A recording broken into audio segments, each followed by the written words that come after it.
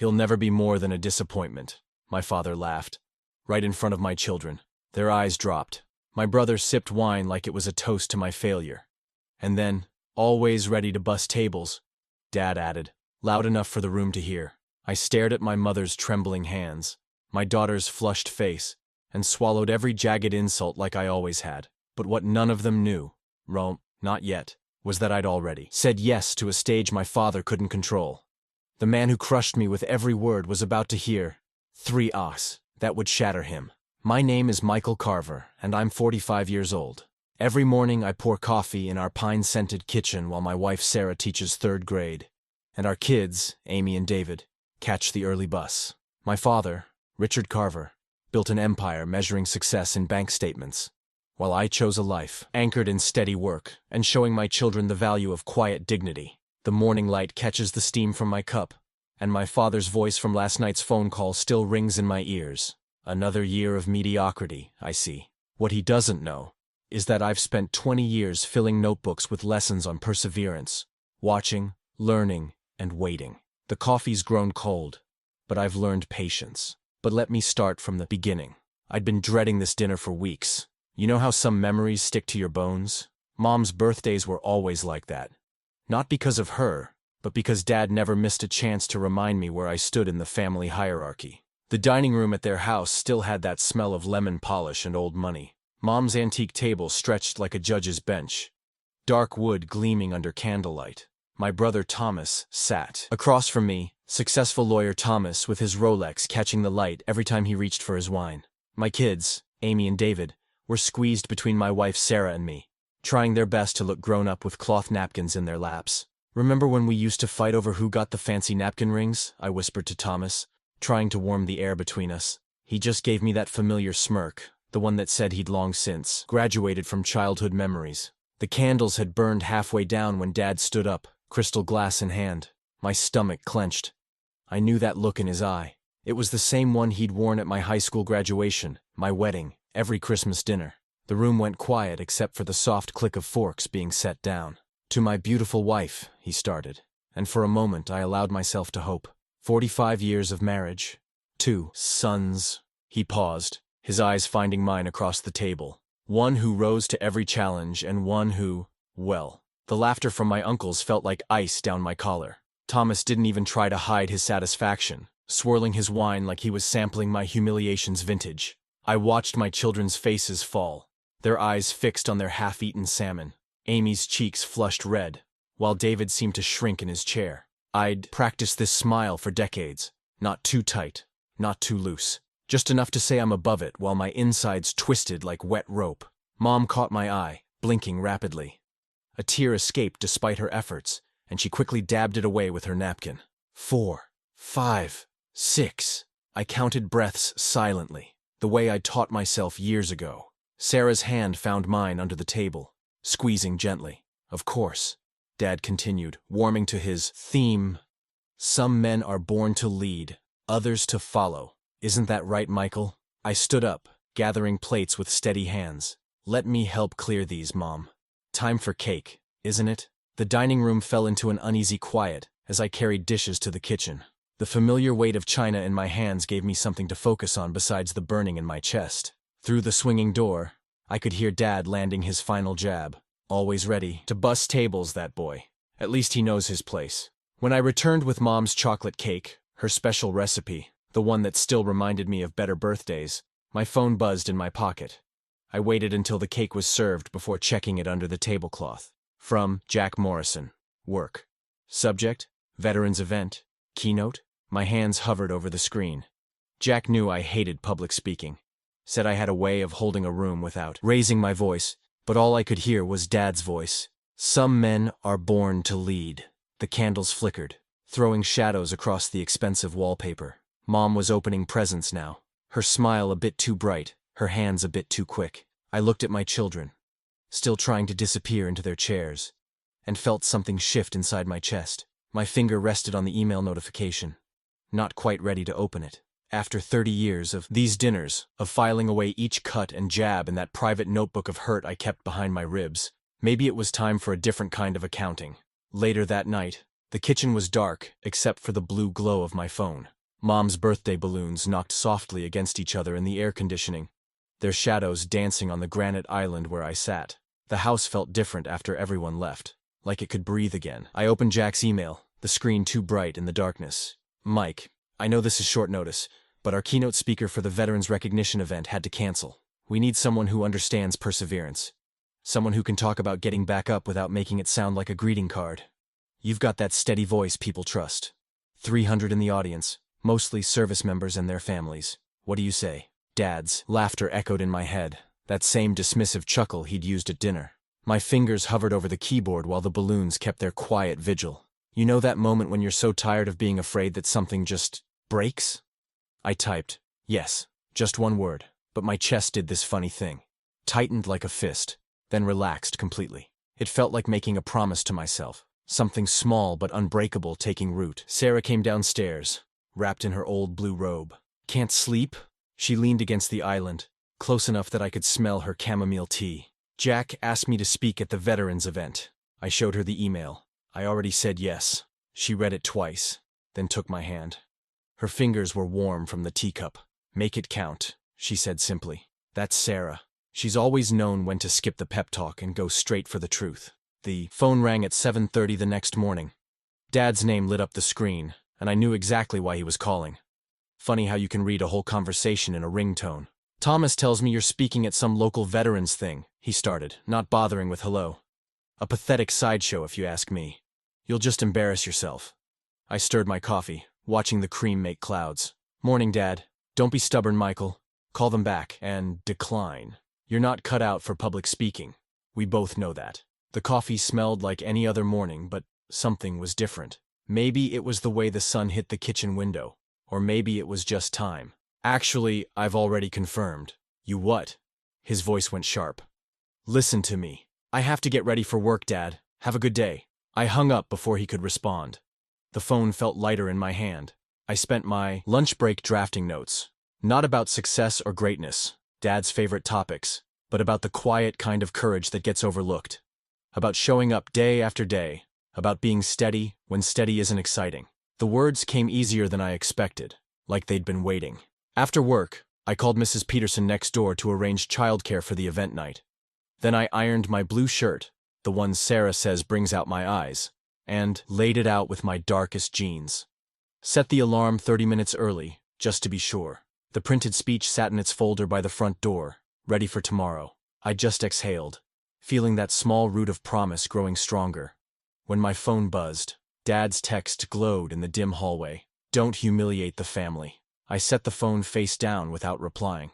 Through the window, I could see Mrs. Peterson's porch light coming on, steady as always. Tomorrow would come with its own weather.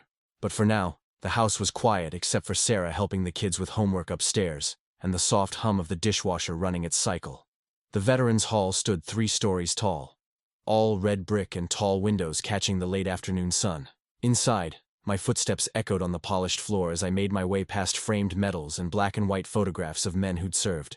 Have you ever walked into a room and felt the weight of history pressing down on your shoulders? A volunteer with a clipboard directed me backstage where other speakers were gathering. The air conditioning hummed overhead, making the flags along the walls ripple like waves. Someone was doing a microphone check, and I could hear the soft clink of metals and brass buttons as uniformed officers moved around behind the curtain, through a gap in the heavy fabric. I watched the audience file in. Row after row of folding chairs filled up, easily 300 people. The front row gleamed with decorated military leaders, their ribbons and badges catching the light. My pulse picked up speed as I pulled out my notes one last time. The words I'd written looked smaller somehow, less certain on the page. I'd revised them a dozen times since yesterday, but now, I don't know. Maybe it was seeing all those faces out there, or maybe it was remembering why I'd said yes in the first place. Either way, I folded the paper and slipped it into my pocket. These weren't just words I'd written, they were lessons I'd lived. Jack stepped backstage to check on me. You're up in 5. How are you holding up? I'm good. And surprisingly, I was. Thanks for thinking of me for this. He squeezed my shoulder and headed back out. The MC's voice boomed through the speakers, introducing me as someone who understood the quiet side of courage. Then my name, and applause. And suddenly I was walking toward the podium.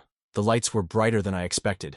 I adjusted the microphone, looked out at all those faces, and started with a story about my first real failure. Not the kind that makes headlines, but the everyday kind that either breaks you or builds you, depending on how you carry it. Perseverance isn't some grand gesture, I said, my voice steadier than I felt. It's a quiet, repeated choosing. It's showing up when showing up feels impossible. It's the small victories that no one writes about. Making lunches the morning after bad news. Teaching your kid to ride a bike when your own wheels have come off. Being the calm voice in a room full of storm. The audience leaned forward in their seats. The coughing and shuffling that usually fills a crowded room just stopped. I saw phones lowering, faces lifting. In the third row, a young soldier nodded slowly, like I was saying something he'd felt, but never heard out loud. We talk about success like it's always wearing a suit and carrying a briefcase, I continued. But sometimes success looks like a father working 2 jobs so his kids can see what dedication means. Sometimes it looks like a woman starting over at 50 because she refuses to let fear have the last word. Sometimes it's just showing up, day after day, for the people who are watching us show up. I finished with a simple truth. The greatest acts of courage often leave no footprints, but the people who matter, they see, they remember, and they learn how to be brave by watching us choose not to quit. The silence when I stopped speaking felt heavy, like the whole room was holding its breath. Then, someone started clapping, and suddenly the applause was everywhere, bouncing off the rafters, rolling through the hall like thunder. People were standing. My palms were buzzing with adrenaline, and I could hear my heartbeat in my ears as I stepped down from the podium. A tall man in full-dress uniform rose from the front row and made his way toward me. Even without the stars on his shoulders, you could tell he was used to command. It was in how he carried himself, how others stepped aside as he approached. He extended his hand, and his grip was firm as he held my gaze. The retired general leaned in close as cameras turned our way, their shutters clicking rapid fire. He took a breath, and I waited for whatever he was about to say. The general's grip stayed firm as he looked straight into my eyes. His voice carried the kind of quiet authority that makes people lean in to listen. Men like you. 3 words. Just 3. But they hit me like a physical force, straightening my spine and sending heat crawling up my neck. The applause that had started to fade suddenly surged again, washing through the hall in a fresh wave. You know that feeling when something shifts inside you? Like some piece that's been out of place for years finally clicks into position? That's what those words did. Not because they were particularly profound, but because of who said them, and how he said them. Like it was simply fact. No debate, no question marks. Camera shutters started clicking like cicadas on a summer evening. The sound took me back to childhood picnics, before everything got complicated, when approval didn't feel like something I had to earn. Local reporters materialized around us, notepads already flipping open, pens hovering. Microphones appeared so fast you'd think they'd sprouted from the floor. Sir, could you elaborate on your speech? What inspired you to address veterans? How does it feel to receive such recognition? I kept my answers short, redirecting attention where it belonged. The real story is our veterans, I said, gesturing to the decorated service members in the audience. They're the ones who understand perseverance better than anyone. I just put words to what they've lived. Jack, the program director, must have sensed I was reaching my limit with the attention. He appeared at my elbow and smoothly guided me toward the exit, fielding questions as we went. We'll have a press release available tomorrow, he assured the reporters. And just like that, we were through the doors and into the quiet of the hallway. The next morning, I was pouring coffee when Tommy came racing into the kitchen, newspaper clutched in his hands. Dad, you're on the front page. Sure enough, there I was, above the fold. The photo caught the exact moment the general had spoken those 3 words. You could see it in my expression, that instant of recognition. The headline read, "Local speaker captures veterans' hearts with message of plain courage." Sarah joined her brother, both of them spreading the paper across the kitchen table. Their fingers left maple syrup prints on the edges as they pointed out details to each other. "That's Daddy," Sarah kept saying, like she couldn't quite believe it. Their pride was so pure it made my throat tight. Then my phone buzzed. Father's message lit up the screen. "You paid for publicity, didn't you?" It was like someone had opened a trap door under my feet. You'd think after 45 years, I'd be immune to his accusations. You'd think wrong. That old familiar doubt started snaking up through the floorboards of my mind, coiling around everything I'd felt just moments before. I stood at the sink, staring out the window while my coffee went cold. The morning sun caught the neighbors' wind chimes, the ones that had irritated me all summer, but now seemed like the only steady thing in view. Had I somehow manufactured this whole thing? Had I fooled everyone, including myself? The phone lit up again. Unknown. Caller ID.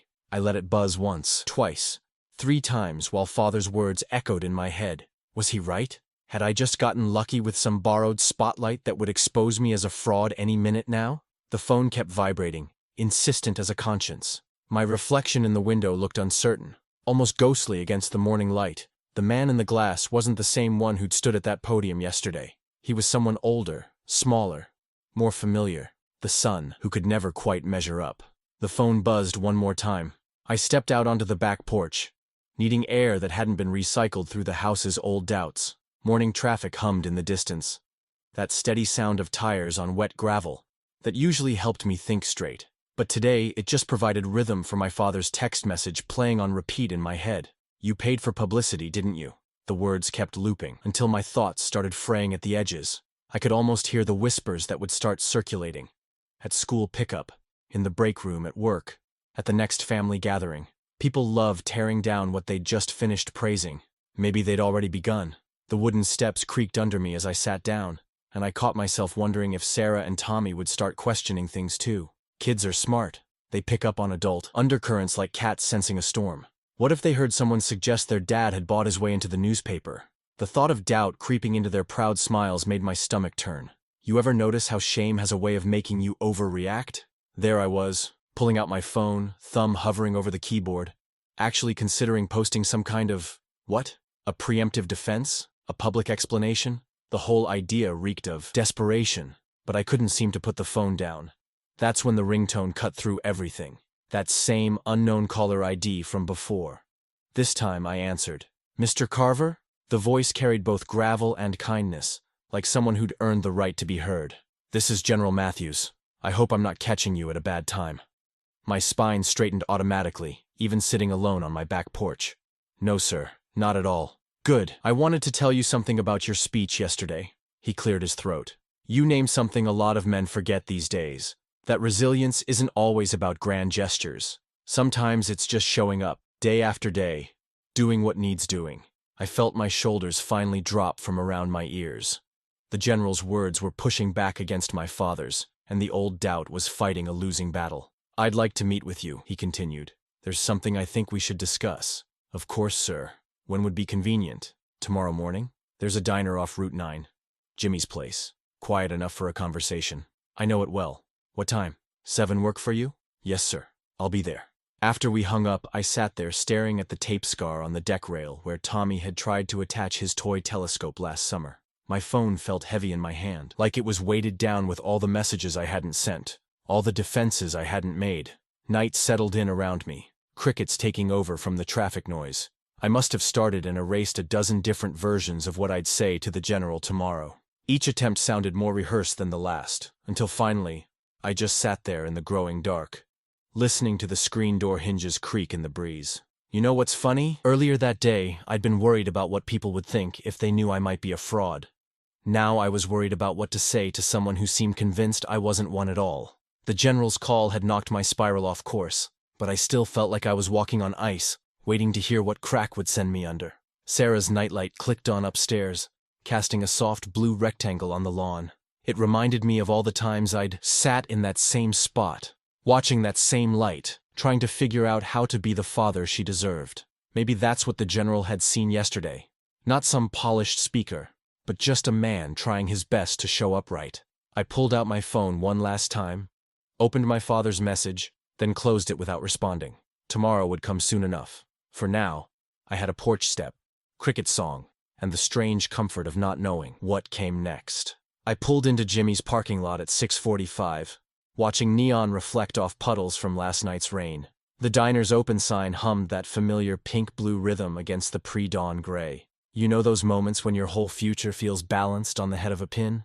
Yeah, it was one of those. The bell above the door chimed as I stepped in, and the smell of coffee and bacon wrapped around me like an old friend. Remember those classic diners with the chrome trim and vinyl booths? Jimmy's was frozen somewhere in 1962, and thank God for that. The general sat in a corner booth, ramrod straight even in civilian clothes. He had 2 mugs in front of him, both steaming in those thick ceramic cups diners always seem to have, the kind that feel like they could stop a bullet. "Mr. Carver," he said, standing to shake my hand. "Right on time." "Good morning, sir." I slid into the booth, noting how he'd positioned himself to see both exits. Old habits, I guess. He didn't waste time on small talk. "I'll get straight to it," he said, pushing one of the mugs toward me. "I'm nominating you for the National Leadership Excellence Award." I blinked hard, certain I'd misheard. "I'm sorry, sir." "The what?" "The National Leadership Excellence Award," he repeated, taking a sip of coffee. "Given annually to civilians who demonstrate exceptional leadership qualities. Your speech yesterday? That wasn't just talk. That was leadership in its purest form." My hand froze halfway to the coffee mug. "Sir, I appreciate the thought, but—" "No buts," he cut in. "I've been watching people lead for 40 years, Mr. Carver. Some do it with rank or money or fear, but the ones who matter, they lead by example, by showing up, by doing what's right when no one's looking." He pulled out a folder and laid out the process. Nomination papers, background check, ceremony details. My coffee cooled untouched as I listened, feeling like gravity had doubled and the air had thickened. "The ceremony's in 6 weeks," he said. "Black tie affair at the Carlton. I'll be introducing you personally." I finally managed a sip of coffee, using the mug to hide whatever my face was doing. "This is overwhelming, sir. Good things often are." He checked his watch. "I need your answer by tomorrow. Take the day. Think it over." But I already knew. "No need, sir. I accept." His weathered face creased in a smile. "That's what I thought you'd say." Back home that evening, I caught Jenny in the kitchen. The words tumbled out like I was reporting a UFO sighting. General, nomination, national award. She stared at me for 3 solid seconds before launching herself into my arms, laughing and crying at the same time. "I knew it," she kept saying. "I knew someone would see it." The news traveled fast. Too fast. Within hours, my phone buzzed with a text from my father. I still remember every word. "I'll attend to watch the lesson." 5 words, each one a little dagger, but this time, they didn't sink as deep. I printed out the ceremony program timeline and pinned it to the fridge with a magnet shaped like California. A souvenir from our one-family vacation when the kids were small. Jenny helped me build a schedule. Speech rehearsals on Tuesdays and Thursdays, suit fitting next week, draft remarks due to the committee by month's end. I grabbed a red marker and circled the ceremony date, May 15th. The circle looked like a target, or maybe a lifebuoy. "Hold steady," I whispered to the calendar, touching that red circle like a talisman. Behind me, the refrigerator hummed its steady note. Outside, a neighbor's dog barked at something in the growing dark. And somewhere across town, I knew my father was already planning how to turn this moment into another lesson about failure. The next 2 weeks turned into one long dress rehearsal. You know how time gets weird when you're counting down to something big? Like that moment before a roller coaster drops, stretched out over 14 days. I started getting up at 4:30 instead of 5:15. Might sound crazy, but there's something about those pitch-black morning hours that clears your head. The house would be dead quiet, except for the coffee maker's gurgle and my whispered run-throughs in front of the bathroom mirror. "Too fast," I'd tell my reflection. "Slow it down." Jenny caught me talking to myself so many times she started calling me the morning ghost. But she also helped me transform our living room into a makeshift auditorium. We used blue painter's tape to mark stage positions. X for where I'd stand during the introduction. Another X for the podium spot. Arrows showing my walk path. The general called twice that first week. Both conversations were short, precise, like battlefield communications. "Remember," he said during our second call, "silence is your ally. Let the pauses do the heavy lifting. When you hit a key point, give it room to land." I'd practice in the evening after the kids finished homework, timing myself with the microwave clock. Each night, I'd trim another line, sharpen another phrase. Started with 12 pages, got it down to 4, like whittling a stick until only the strongest grain remained. Then came the lunchroomer. "Saw your father at Giovanni's," Mark from accounting mentioned casually. Big table in the corner. Bunch of suits I recognized from Chamber of Commerce meetings. My stomach did that familiar flip. "Yeah?" They were all checking their calendars. Looked like they were planning something. He shrugged. "Thought you'd want to know." After that, time got louder. The wall clock in the kitchen started clicking like a metronome. The calendar on the fridge seemed to pulse with each passing day. Even the microwave timer felt like it was counting down to more than just reheated coffee. I doubled down on preparation. Wrote backup notes on index cards, folded them into precise quarters, tucked one in each jacket pocket, started doing breathing exercises I found online. In for 4, hold for 4, out for 4. Sometimes it helped.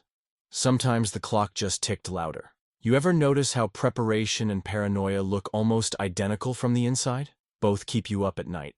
Both make you second-guess every detail. The only difference is whether fear or focus is driving. The night before my final practice run, I found myself in the garage, staring at this old cardboard box marked Awards in my mother's handwriting. Inside were little league trophies, debate team certificates, that sort of thing, gathering dust since we moved in. Each one told a different story. The baseball trophy said I could push through a season with a weak throwing arm. The debate certificate proved I could think on my feet. But my father, he'd dismissed every single one. Participation prizes, he'd called them. Medals for mediocrity. Standing there in the garage's fluorescent buzz, I couldn't help wondering which version of history would win out tomorrow. Would it be his story? The one where I'm forever falling short? Or was there finally room for a different narrative? The garage door opener hummed to life, startling me. Jenny's headlights swept across the wall as she pulled in from her evening yoga class. I quickly pushed the box back onto its shelf. "Still up?" she asked, killing the engine. "Just checking something," I said. She studied my face for a moment, then pulled me into a hug. "You've got this," she whispered. "No matter who shows up." I held on tight, breathing in the familiar lavender of her shampoo. The clock above the workbench kept ticking, marking time, until tomorrow's final rehearsal, until the ceremony, until whatever my father had planned. But for just that moment, with Jenny's arms around me and the garage's silence wrapped around us both, even the ticking felt manageable. The clouds hung low that evening, pressing down on the neighborhood like a gray wool blanket. I'd already walked the block twice, counting steps and muttering my lines under my breath. Mrs. Henderson probably thought I'd finally cracked. She watched from behind her curtains both times I passed, her cat perched beside her like a furry surveillance system. You know that feeling when your stomach's so tight it seems to have its own gravity? That's where I was at. Each step on the concrete felt both too heavy and too light, like I might either sink through the sidewalk or float away completely. I kept thinking about my kids' faces when they saw that newspaper. Tommy had pointed at the photo, maple syrup still sticky on his fingers, and said, "Dad, you're famous." Sarah had carefully cut out the article, wanted to take it for show and tell. Their pride was so pure, so uncomplicated. It made what I had to say tomorrow feel even heavier. Back home, I sat at the kitchen table with my laptop open, cursor hovering over a draft email to the general's assistant. 3 sentences explaining a sudden family emergency, an apology for the late notice, a promise to make it up somehow. My finger hovered over send for what felt like hours. That's when Jenny's hand landed on my shoulder, warm and steady as sunrise. "They already see you," she said quietly. Just that. No lecture, no pep talk. She knew me well enough to know I'd heard every possible encouragement in my own head already. Sometimes the simplest truth hits hardest. I nodded, closed the laptop, and headed upstairs to iron my shirt again. Didn't need ironing. I'd done it twice already. But I needed the motion, the familiar back and forth of the iron. The steam rising like morning fog. Remember how your mom would lay out your clothes the night before the first day of school? That same careful ritual took over me as darkness settled in. Cufflinks on the dresser, my grandfather's, worn smooth by decades of Sunday services. The note card with my remarks, edges crisp from too much folding and unfolding. My best suit hanging on the closet door, dark blue like a midnight ocean. I'd polished my shoes until they reflected the ceiling light like twin mirrors. Lined them up perfectly at the foot of the bed, toes pointed toward morning. Everything in its place, everything ready. No detail left to chance. But sleep. That was another story entirely. I lay there watching the red numbers on the alarm clock crawl forward, each minute stretching like taffy. Jenny's breathing had long since settled into its nighttime rhythm beside me, but my mind kept spinning like a compass near a magnet. My father's laugh kept echoing in my head, that dismissive chuckle he'd perfect over years of cutting people down to size. But underneath it, growing stronger with each passing minute, I could hear another voice. Quieter. Steadier. My own voice, maybe. Or the voice I was finally learning to trust. The real question wasn't whether I could deliver the speech. I knew those words by heart now, had carved them into my bones over weeks of practice. No. The question that kept the sleep at bay was simpler and harder. Would they believe me, or would they believe him? My father had spent decades building his reputation as a straight shooter in business circles. People trusted his judgment, even when it cut like a blade. Tomorrow, he'd be there with his carefully cultivated audience of power brokers and influence makers, all watching to see if his verdict on me would stand. The clock ticked over to 1:47 a.m., then 1:48. The streetlight outside cast window-frame shadows on the ceiling, and somewhere in the distance, a train whistle moaned like a lonely question mark. Jenny stirred beside me, her hand finding mine in the darkness. She didn't open. Her eyes didn't say a word, just laced her fingers through mine and held on. And somehow, that quiet connection did what all my mental pep talks couldn't. It anchored me to what mattered. The red digits kept marching toward dawn, but now, with Jenny's hand in mine and tomorrow's clothes standing ready like silent guardians, even my father's laugh seemed to fade beneath the hum of that steadier voice. Morning broke like God had taken a fresh paintbrush to the sky. Clean blue stretched from horizon to horizon, not a cloud in sight. The kind of day that makes promises feel possible. You ever notice how big venues have their own particular smell in the morning? This one hit me as soon as I walked in. Citrus polish on the hardwood floors mixing with the fresh ink from stacks of programs. Sharp and new, like the day itself was getting dressed up for something special. I'd arrived early, enough to watch the room fill from my spot backstage. Every chair seemed to carry more weight than the last. Business suits and military uniforms created a patchwork of power in the audience. Through the curtain gap, I could see my kids settling into their seats, Sarah smoothing her dress, Tommy fiddling with his clip-on tie. Jenny sat between them, steady as always. My hands weren't shaking, but my chest felt tight, like someone had cranked up the air pressure. I kept running my thumb over my grandfather's cufflink, letting the familiar smoothness ground me. "Breathe," came a gravelly voice behind me. The general's hand landed on my shoulder, solid as an oak beam. He didn't offer any last-minute advice or platitudes, just that one word, delivered like a mission objective. I nodded, drawing in a slow breath that seemed to reach all the way down to my shoes. The MC's voice rolled through the speakers, introducing the general with a list of accomplishments long enough to fill its own ceremony. From my spot in the wings, I watched the general take the stage. He moved with that particular military precision. Economical, deliberate, every step carrying purpose. The lectern microphone caught his voice perfectly as he began recounting the veterans' event. 3 weeks ago, he said, I witnessed something rare. He described the afternoon in clean, tactical details. The crowd size, the response, the unexpected impact of unvarnished truth. No flowery language, just facts laid out like coordinates on a map. You know that moment when you can feel a story turning? When the air gets thin and everything seems to sharpen?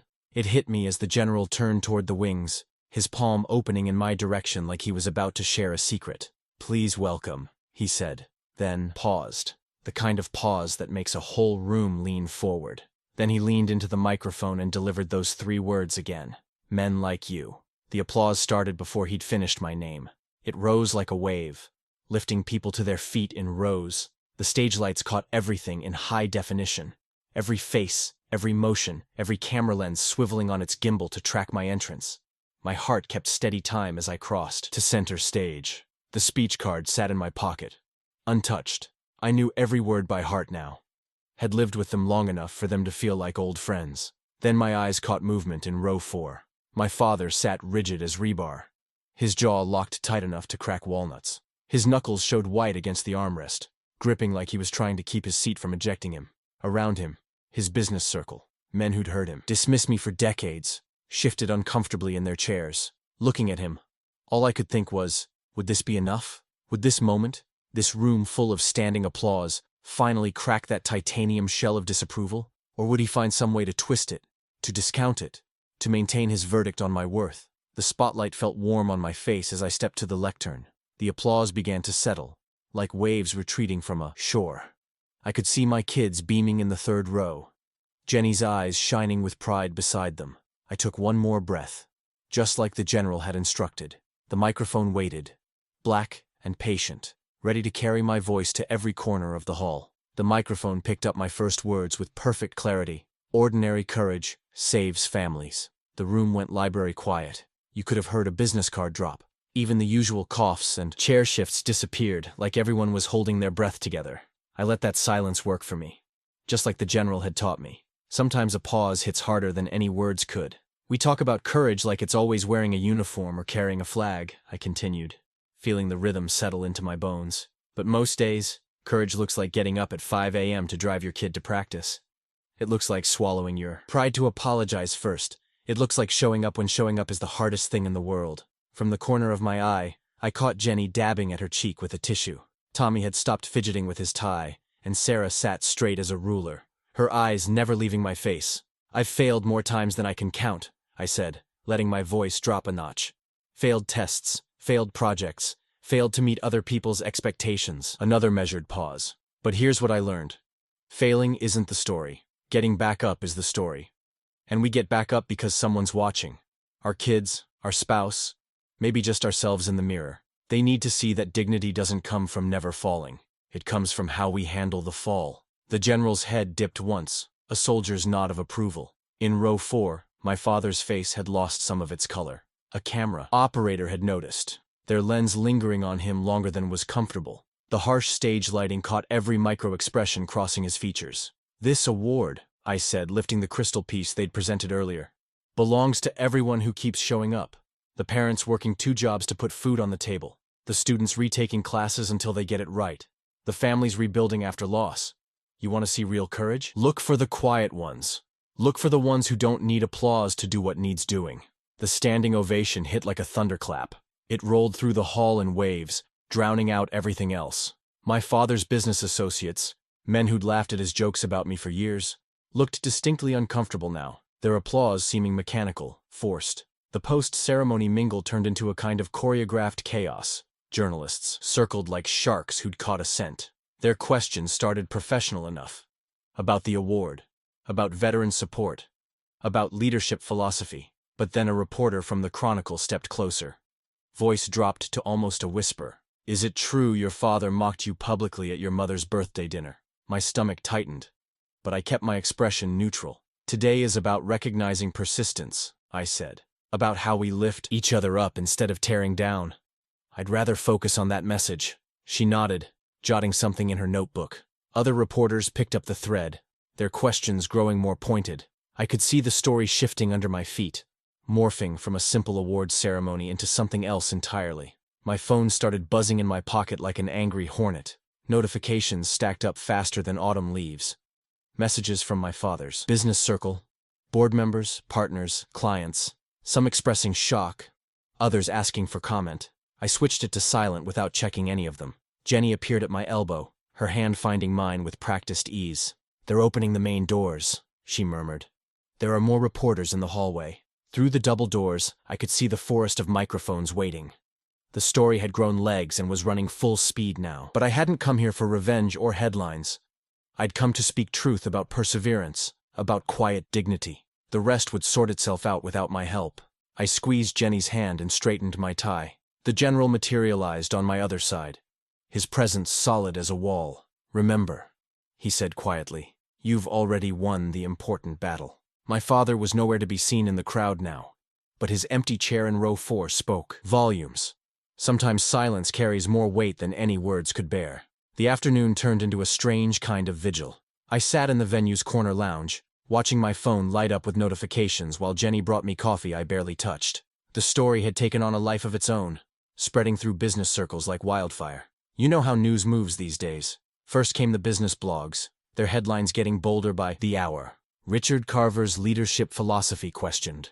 Toxic family culture at Carver Industries exposed. Behind the patriarch, a history of public humiliation. Each one picked at another thread of my father's carefully woven reputation. The coffee went cold as I scrolled through comment sections I probably shouldn't have read. Old stories bubbled up like oil in water. Former employees sharing memories of my father's cruelty, neighbors recounting incidents they'd witnessed, distant relatives confirming patterns. The great patriarch myth was losing its scaffolding, one anecdote at a time. You're not going to believe this, Jenny said, showing me her tablet. The stock ticker for my father's company had started to twitch. Nothing dramatic, just nervous flutters. But in the financial world, perception is everything. The calls from his business associates, which had been steady all morning, began to slow. By mid-afternoon, they'd stopped completely. I remembered all those dinner parties where he'd held court, teaching everyone within earshot about reputation management, and legacy building. Now those same people were quietly backing away, protecting their own brands from contamination. Funny how quickly a lifetime of carefully cultivated relationships can evaporate. Around 4 o'clock, I got a call from Marcus Chen, one of my father's former partners who'd retired last year.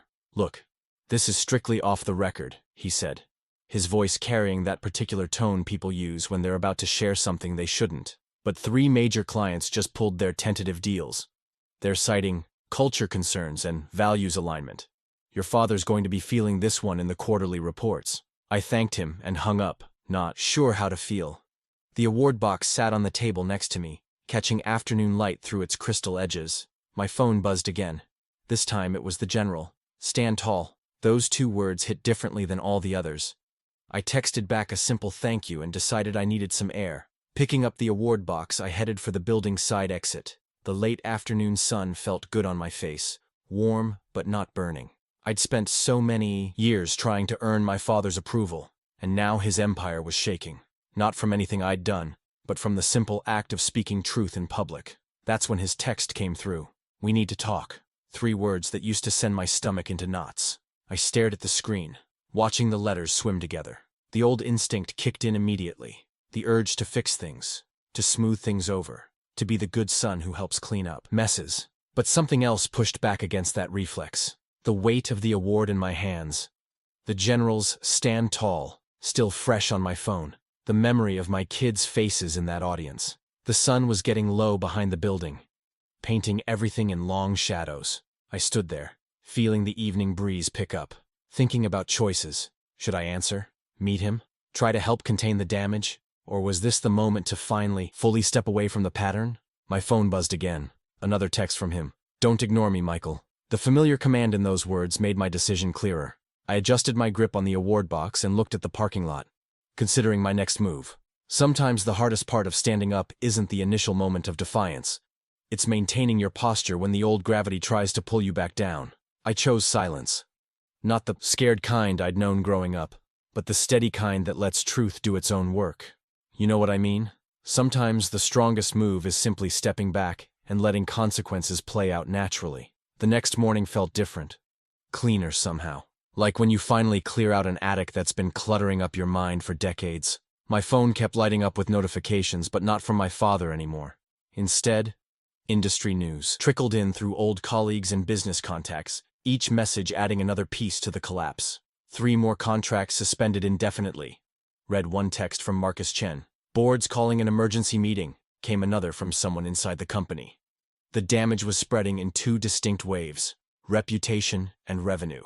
You see, in my father's world, those 2 things were always intertwined. Lose one, and the other follows, like a shadow. My father's carefully curated image as the wise patriarch and business sage was unraveling thread by thread. The very people he'd lectured at country clubs and charity galas were now quietly removing his name from their advisory boards. Funny how quickly 30 years of networking can dissolve when the foundation cracks. Around noon, his messages started again. "This can still be contained." Then, "We need to present a united front." And finally, "Don't be a coward. Face me like a man." I remembered countless times I'd jumped at such summons, rushing to his office to help manage whatever crisis he deemed important enough for my attention. But this time, I typed out a simple response. "No further meetings." 3 words that felt like finally closing a heavy door. Have you ever noticed how some moments feel bigger than they should? Like when I pulled into our driveway that evening. The weight of everything hit me differently. Through the window, I could see Sarah helping Tommy with his homework, while Katie was setting the table. Just an ordinary Tuesday night scene, but it meant something more now. "Dad!" They both ran to the door as I walked in. "Can we see it? Can we hold it?" I took the award from its box, letting them carefully pass it between them. The crystal caught the last rays of sunset, sending little rainbows dancing across their faces. Sarah watched from the kitchen doorway, wearing that smile she's had since we first met, the one that says she saw something in me long before I did. "It's heavier than it looks," Katie said, handling it like it might be made of soap bubbles. "Just like the truth sometimes," I replied, and Sarah's smile grew wider. Later that night, after the kids were in bed, I stood in my study considering where to place it. The room wasn't anything fancy, just a modest space with a desk, some family photos, and blinds that never quite block out the morning sun, but that's exactly where it belonged. I set the award on the corner of my desk, right where the morning light would hit it first, watched how it caught the beam from my desk lamp, refracting it into gentle patterns on the wall. Simple piece of glass, really, but it held something harder than crystal. A truth that had taken 45 years to fully form. Straightening a crooked frame on the wall, I stood there for a moment, just breathing. Dust motes danced in the lamplight like quiet confetti, celebrating something that didn't need words anymore. Because here's what I finally understood. Standing in that room with evidence of a different kind of success surrounding me, respect isn't given. It's earned. And sometimes, earning, it means standing still while the world adjusts its view of both you and the man who tried to define you.